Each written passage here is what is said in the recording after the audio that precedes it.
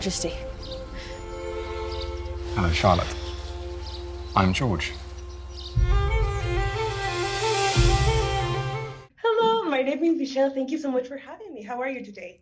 Good, Well, thank you. good. How are you? Doing? I'm excited. This is one of my very first interviews, so I'm really, really grateful to be here. Oh, Let's begin. My very first question is for India.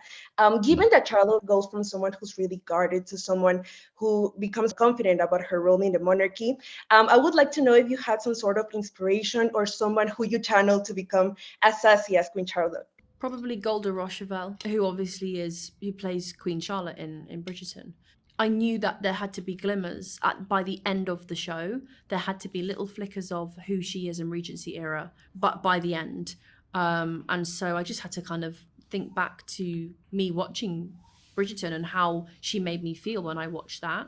But also Golda as a person is pretty cool. Pretty damn good. She's very powerful. She's a real force, and she knows who she is as well, and is like the loveliest person you'll ever meet. But you also just do not want to cross her. And I think that is what Charlotte's like. So my next question is for Corey, and I would like to know which was the hardest part of playing someone who is losing his mind, who knows about it and knows that he can stop it or do anything to stop it. And did you have any sort of ritual to get you into the right mindset to play those scenes where he loses his grasp on reality, which they were actually really, really good. Oh, thank you so much. That's so kind. I mean, there's lots of really, really very dull, boring actor sort of process stuff. We don't have enough time in the day. But I guess after all of that's done, music, I would, I'd put in my headphones, much to India's dismay. I'd go into a bit of a zone. I remember one time we were doing a scene and I had my headphones in and India came in and I think I was crying and India went, "Oh, are you okay?" And then I looked at her. We'd been working together for about 4 or 5 months at this point, and I looked at her and I was like, "What do you mean? Obviously, I'm getting into character." And then she went, "Oh my god, But so also sometimes we would listen to the same music. We would when we had scenes, to try and get on the same wavelength. I think music's so powerful. Yeah. And it, like you said, very important that yes, he's a man who is losing lucidity and clarity in his mind, but he's also a man that is very aware of it. And so there's a lot of shame and hatred of oneself that comes with that, especially with the stigma at the time. So there's a dichotomy there that was a struggle, but definitely a challenge that I loved. I loved excavating that and getting to the nitty gritty, as we say in Blighty. It was a joy, but I would say music was my route in and often my route out. Okay, thank you. That sounds really interesting. So my next question is for both of you.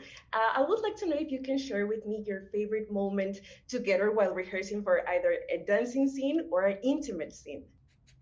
I can just think of snot. Oh God, go on.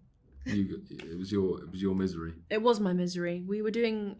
It was the scene in episode 6, in which Corey or George.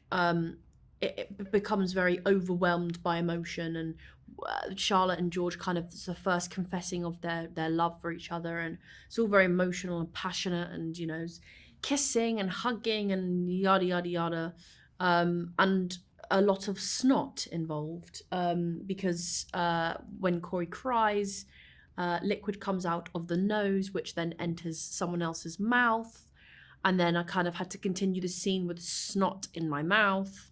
And then as soon as we called cut, he was like, "I'm so sorry," and I just ran and spat the snot it's into actually the so bin. bad. It's so but bad. we were months in now, and I felt like almost like it doesn't matter. Like, You felt like a mother in that scene. okay, not what I was intending on, where I was intending to go with that. But I was like, we just been through too much. That it actually wasn't that bad. But me as India, if that had happened any other time, I think I would have. That is India's worst nightmare. It is my worst nightmare. But yeah, there you go. Yeah. That's what came to mind. It's not necessarily the best, but Well, that got you into the right mindset, so yay. exactly. True. Okay, so what can fans expect from your characters' relationship and the show overall? should we just do like word?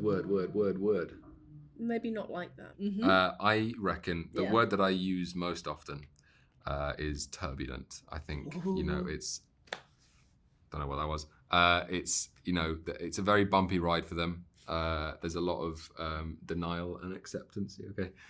Love, but distance. There's miscommunication. There's acceptance. It covers a lot of ground in their relationship.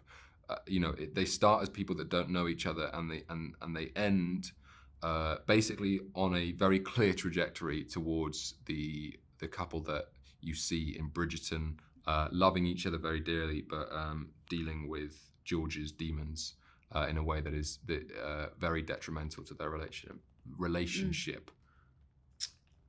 Yes. To all of that. Okay. Yeah. Thank you. So before I go, my last question would be, I'm a bookish content creator, so I would like to know which is your favorite book? Ever. Yeah. A Little Life by Hanya Yanagihara. That's Such a good book. Yeah. Very nice. Yeah. How about you, India? The Duke and I? Or your most recent read? My most recent read. What am I reading at the moment? I'm reading... or a book that's not out, so I probably shouldn't say. I just read Where the Crawdads Sing by Delia Owens, which was really lovely. Thank you so much for your time and for having me. I hope you have a great day. Thank you so much. Angie. That was so lovely. Thank you. Bye. Have a good day.